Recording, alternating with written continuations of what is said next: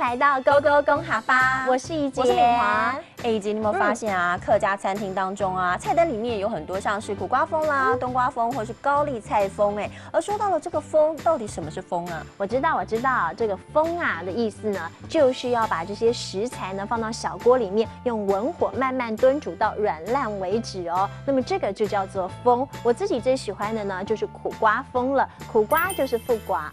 富瓜就是苦瓜了。那除了苦瓜风之外呢，我很喜欢的还有冬瓜风，因为呢它一样是甘甜中带有咸味，而且非常下饭哦。而说到了冬瓜，就是冬瓜。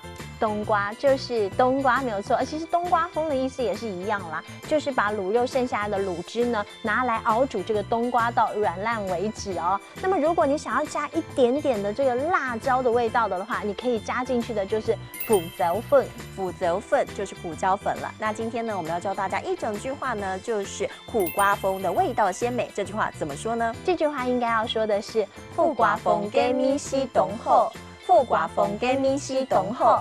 今天勾勾公哈巴带你一块来品尝这特殊的客庄滋味。来哟，富瓜来哟，富瓜风。老板，你的富瓜风冇相用哦。客家富瓜风冇相同嘅，用新鲜的富瓜来炸过能卤嘅，同我哋种腌瓜就一般冇相同的地方就是没有放猪肉。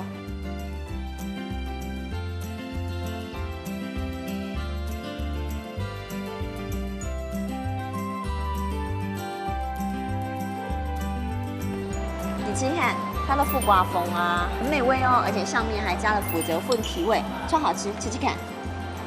很好吃哦。等一下我们再点一个冬瓜风，好不好？好啊，好啊。其实我觉得啊，吃到了这个冬瓜风或者是苦瓜风，味道真的都不错哎。而且非常下饭呢。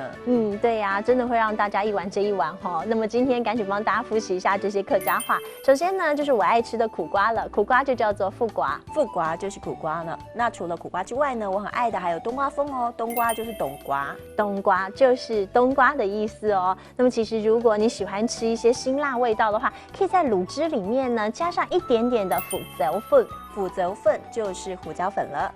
今天最后帮大家复习的一整句话就是苦瓜风的味道鲜美。这句话应该要说的是富瓜风给米西冬后，富瓜风给米西冬后。今天勾勾公哈巴呢就带您体会了客庄这特别的滋味，很不错吧？我们下次见。